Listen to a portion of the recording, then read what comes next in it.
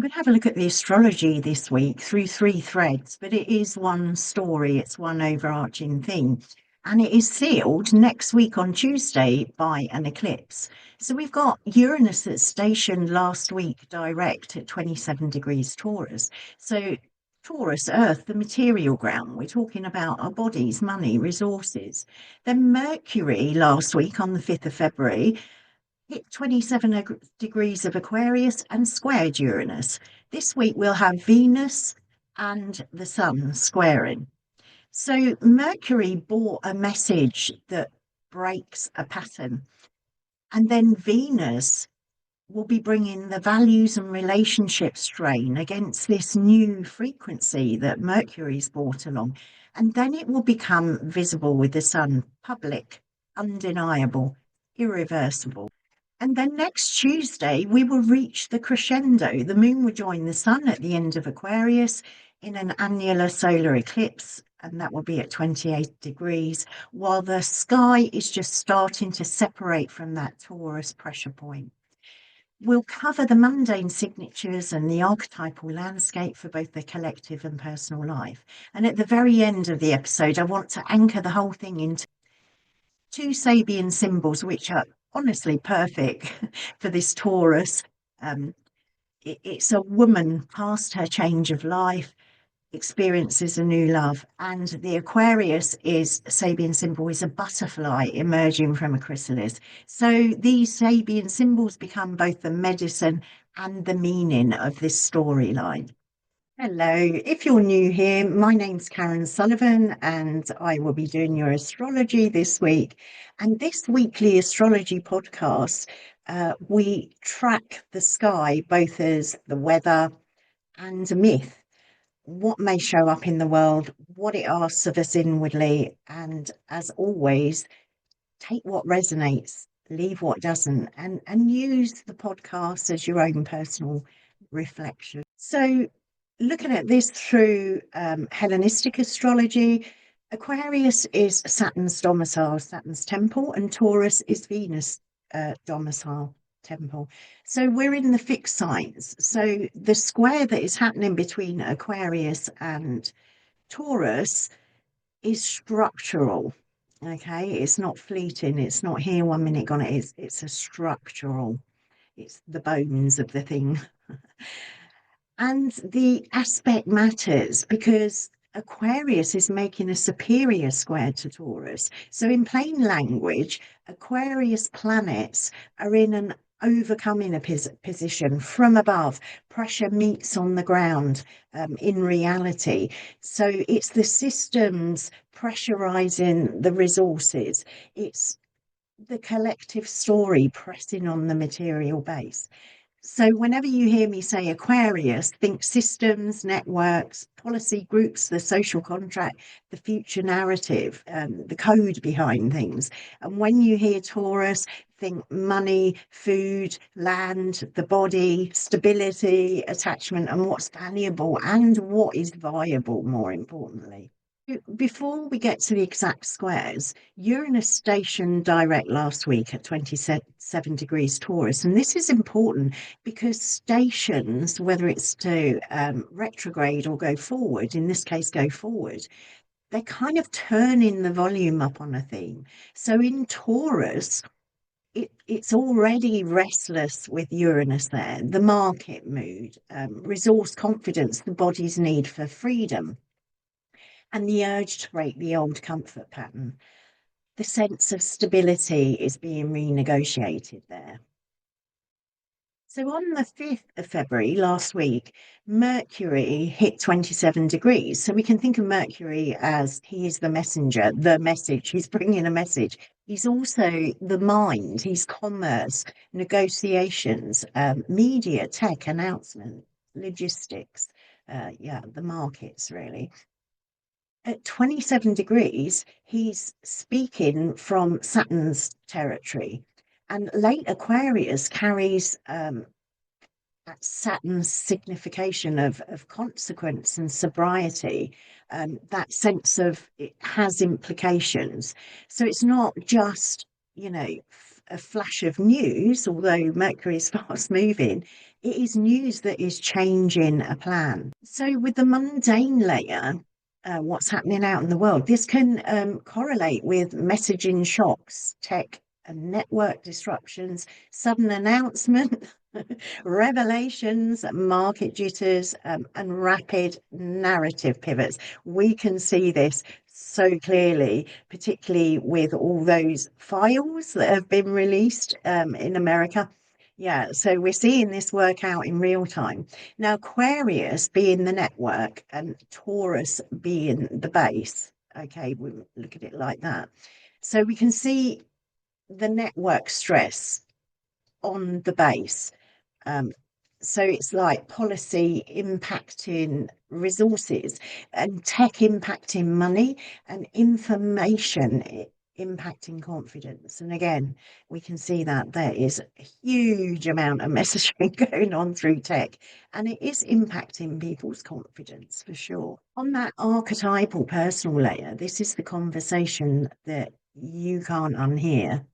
Okay, it may come through to you as sudden clarity, a decision point, or a nervous system activation, that kind of jittery feeling. Mercury Uranus weeks, which is still really continuing, this is carrying forward, are often like mental lightning. So they're brilliant for insight, but it becomes edgy when we're overloaded. And I think we're all information heavy at the moment. So something to think about with that Mercury, you can look back, it's only a few days back.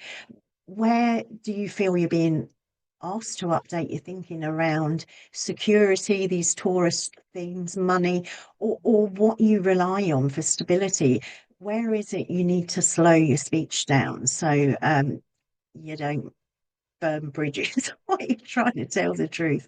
So easy to do under that Uranus. Uranus is the great disruptor, okay? That's yeah, sudden change, sudden disruption.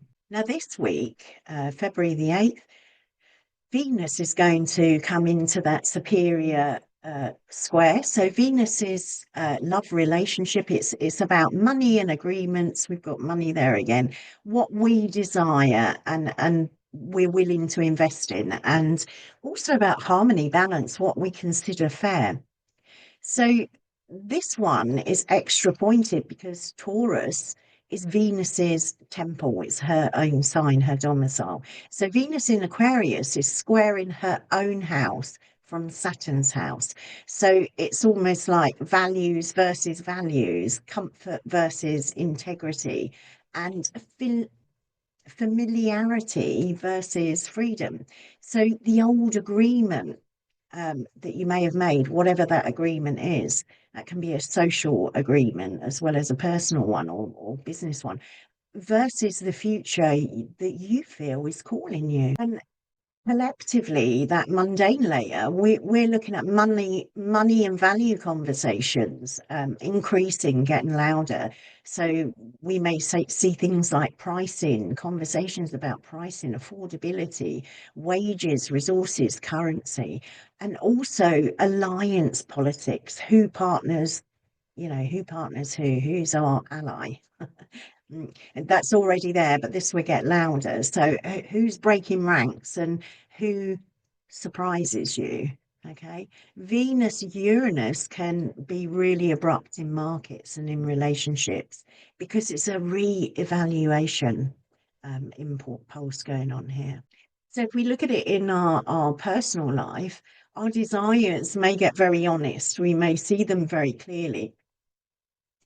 If there are relationship patterns that are feeling too tight or maybe stagnant, you may feel that sudden need to renegotiate the terms, time, money, intimacy, and expectations. So this may hit your relationships in that way. And it isn't automatically breakup energy, okay? It's that energy of not pretending the old sort of agreements and ways of relating still fits the new energy that's coming or the new messaging that Mercury has brought forward. So you can ask yourself, a way to reflect on it is, what is the true cost of the comfort you're you're keeping, and what kind of freedom are you actually seeking? Is it freedom from responsibility or freedom to live in alignment? These are good questions. Then we have Venus. She's moving on to Pisces. I'll just check my dates. Yeah, February the 10th. She's moving on to Pisces, and she is gaining dignity. She is exalted here. And after that Saturnian austerity of Aquarius, Venus in Pisces brings a kind of balm. She's beautiful. She's a benefic. So she's bringing that kind of compassion and forgiveness.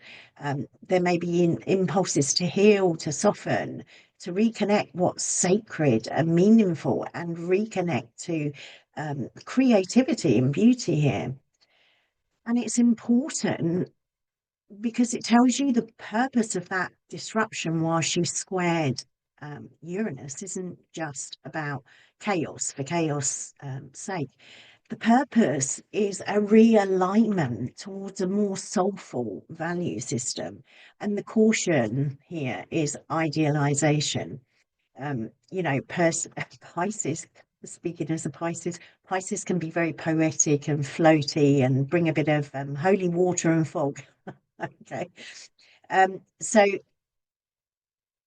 plug into tenderness, but also ground yourself in it, keep it real. And we do have another little side note going on here. On February the 12th, Mercury is going to conjunct the North Node, 9 degrees of Pisces. So, omens, that's what I'm thinking. Um, So the North Node is going to amplify or increase for good or for bad. Okay, so Mercury can get louder here. The things of Mercury. So news, rumors, messaging, disclosures, people, and story contagion. So yeah, that's midweek. Okay, just watch out for that. And in Pisces, Mercury, he's not operating in crisp, definitions. It's not facts, figures, more symbolic, oracular, and poetic. So for creatives and diviners, incredible. It's gorgeous for art and spiritual insight, but it's a bit slippery on facts.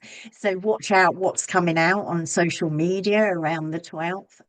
Yeah, because there can be an increase of there can just be an increase of story that's not necessarily factual. So yeah, good time to practice discernment without having cynicism. Don't be cynical about it. Yeah. So yeah, discernment, critical thinking, people. Again, we keep getting called for that critical thinking to really engage. But we could also see here big narratives, belief movements, emotionally charged messages, and definitely propaganda. So that propaganda could go like the Pisces Sea, the ocean, okay, and revelation. But propaganda and revelation may stand juxtaposition here. We're talking about the two fishes and mutable sign. So watch the stories and watch how they're spreading here. So for us personally, it's going to tap in this Mercury in Pisces to our dreams, synchronicities, intuitive downloads, also misunderstandings if you assume everyone is reading the same page. Double check all the details, okay, gently. So you're looking on a personal level for the message beneath the message, symbol poetry, really, and root into your body. What is it telling you that's true before your mind rushes to conclusions? Check it out with your whole self. Then February, oh, let me check. February the 16th, we have the sun hitting that 27 degrees and squaring Uranus. So it's where things become really visible. The sun is about what's central, the center. So the leader's authority, public confidence becomes kind of headline news here. So watch what's going on there around this time. When the sun repeats the square that Mercury and Venus have, it's like the storyline becoming undeniable. So what might have been a bit hazy is now like really crisp and visible. Um, there's stuff surfacing here, um, decisions being made, and power dynamics here can be clarified. Uh, we also have its Aquarius, so it can be that collective mood spiking because the sun brings heat and visibility, and it's Aquarius, it's that collective um, consciousness here. So leadership, yeah, leadership optics around this day, and this will be for all of this week. There'll be an increase up to the next week's eclipse of all this. And maybe policy announcements here, market moving moments. So that can be up or down. Okay. So if you're investing, you know, get good advice. Um, we can see credibility tests here and abrupt reversals. This is the Sun square Uranus. Okay. Um, so Aquarius is emphasizing the institution and networks. Excuse me. And Taurus is emphasizing the material stability. So this can look like systems change the cost of living up or down, or technology changes economic ground, or the public narrative forces a resource response. Our voice is very important here. We can be seen. So for us individually, we can look at Sun as identity, Uranus as change or disruption. So there can be some disruptions to our sense of identity, but there can be change there. You might feel suddenly unwilling to perform an old role, whatever that is, apply it to whatever it applies to for you. And if Venus has already revealed what you value, the sun is kind of shining the light on whether you're willing to live it publicly, structured, to take action on it. Then we have, the reset really. The moon joins the sun, and that will be next week. I should probably do more on this next week, but it's an annual solar eclipse, and that is at 28 degrees of Aquarius. So it's the sun separating. It's still in effect, separating from that square. It tends to reduce the energy. So the ancients saw the eclipse as omens. They were taken seriously because the sun's light is interrupted, and they relied on that for their food. Symbolically, then, leadership, the public story, and the centre are going through a strange threshold. I think they're already being pushed to the edge of that threshold. With that annular eclipse, the light isn't fully extinguished. It's a ring of fire. Okay. It's kind of uncanny. If you've ever watched a Ring of Fire eclipse, any eclipse is uncanny, but yeah, it's kind of like a liminal reset we've got here. So Aquarius is making this eclipse Saturn tones. So we're looking at systems, structures, the collective mind, maybe the hive mind, and those rules of belonging. So it's societal architecture here that is being affected or reset, or there's an omen about what we're doing going ahead. Personally, on a personal level, I wouldn't force any sense of certainty on an eclipse week. It can last for some time after. There's debate how long after, but treat it like a threshold or a reset. Rest the nervous system, keep plans flexible. The eclipse does tend to reset things, and pay attention to what disappears, what's being obscured. What is the light is being obscured here, quite literally. It's a sign. So what is being obscured in your life, and what is revealed when the usual light is dimmed? So look at the structures in your life and what is ready to be redesigned, so that your values, what you want from life, your identity can breathe again. Of course, this week we've also got Saturn entering, joining Neptune in Aries, having retrograded back to Pisces. And this is happening on Valentine's Day. So happy Valentine's, everyone. Again, it's something I shall most likely cover more in depth on its own. This is kind of the overview of the week. The exact conjunction at 0 degrees 44 minutes is on the 20th of February. So Saturn in Aries is in its fall. So the structures, boundaries, there's fire, heat on those.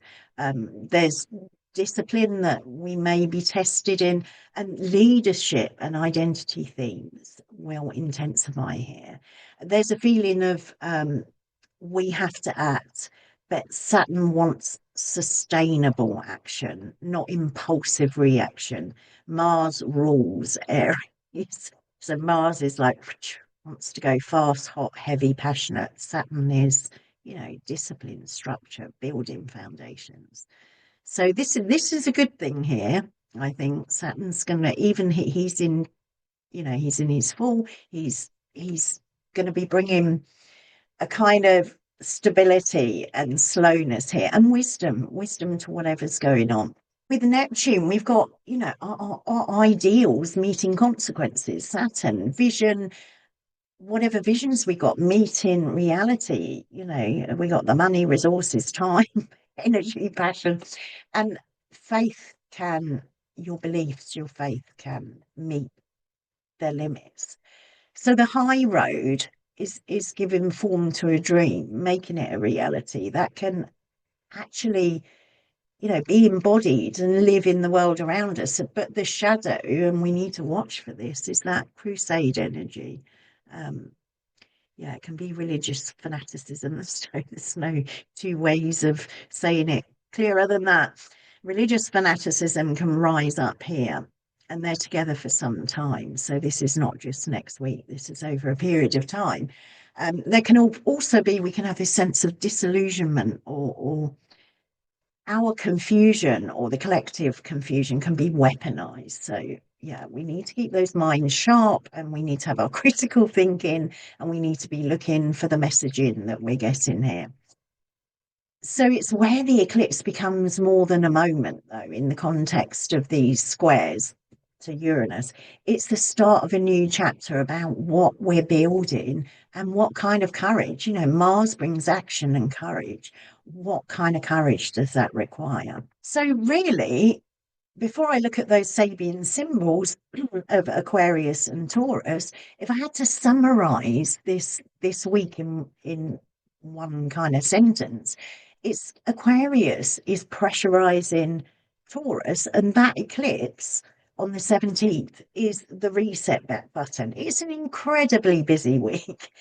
On the collective level, it can show up as shifts in the resource stories. So money, market, foods, land stability, and the system, the story of the system. So policy, networks, technology, group dynamics, the public narrative. And we'll see this a lot online, I believe it is already. On the personal level, it's the question, where am I clinging to stability that is becoming stagnant, or could become complete stagnation? And where do I need to update the agreements I live by? This can be personal agreements, it can be social contracts, it can be soul contracts.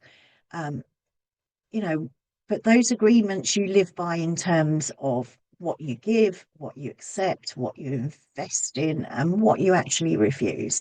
So practical guidance for the week: do a Taurus thing, do an Aquarius thing on purpose. So Taurus, stabilize something real, your body, your budget, your food, your sleep, your pace. Taurus loves a slower pace. Okay. And Aquarius, update a structure.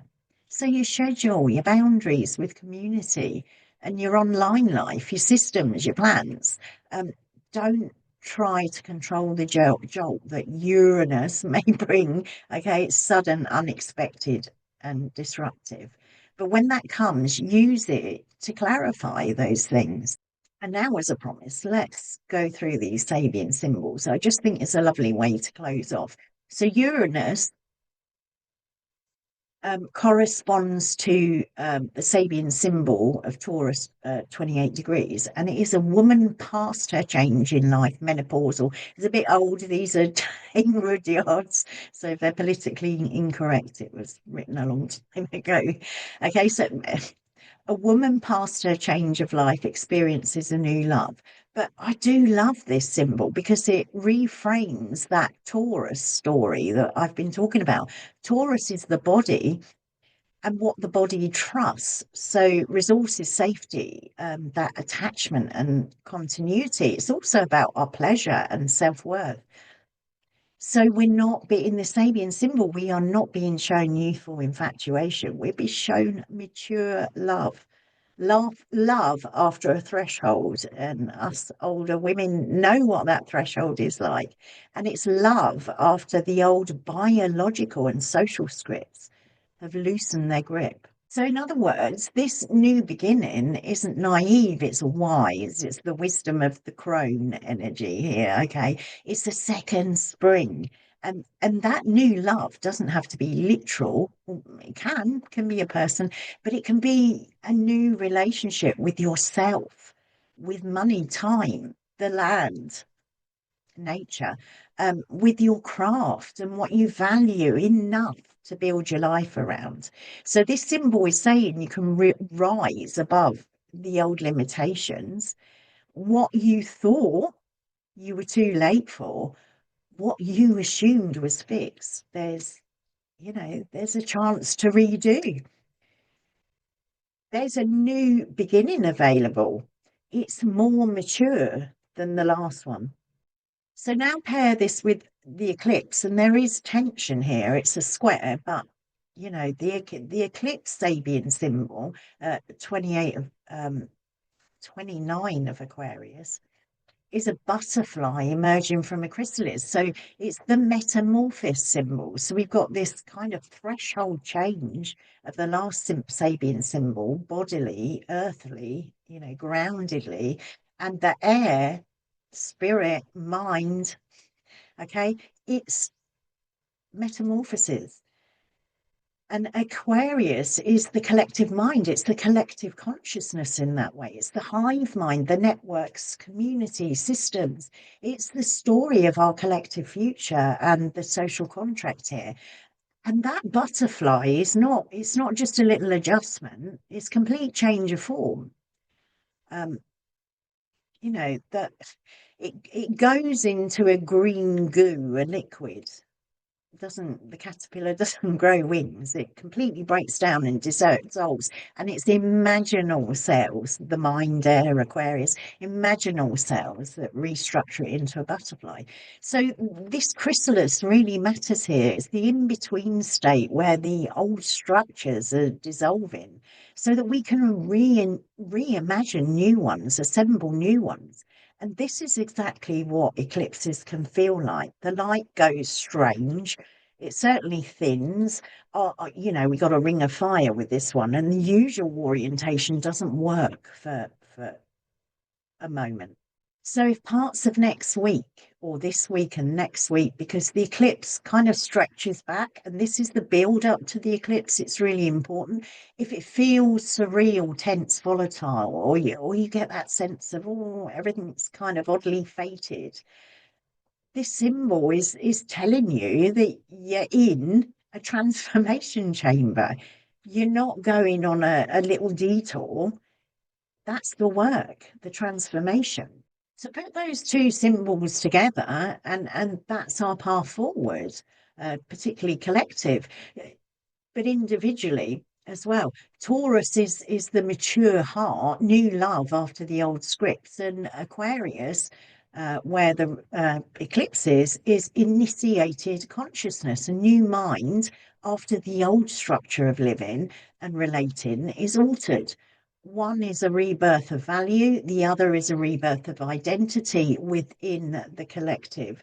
And personally, I think this is going to be a massive, massive theme going on throughout this year and on and on and on. We're going to find a new way of seeing our individuality within that collective. The collective is going to be so important probably for the next 20 years while Pluto's transforming that whole area. So here's the question I want to leave you with. What would you have to change in your everyday structure, habits, relationships, the way you see your time and attention for a more mature love, a truer value system, um, that's going to give you actual room to live your reality, who you are.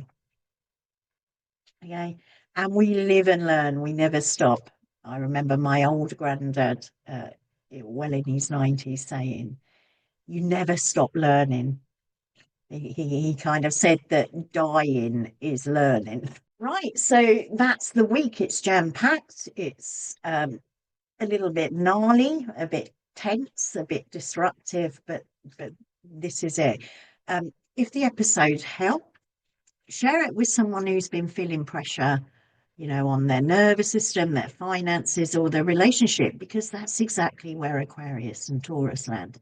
Just take care of your body, update your structures, and let the metamorphosis do what it does.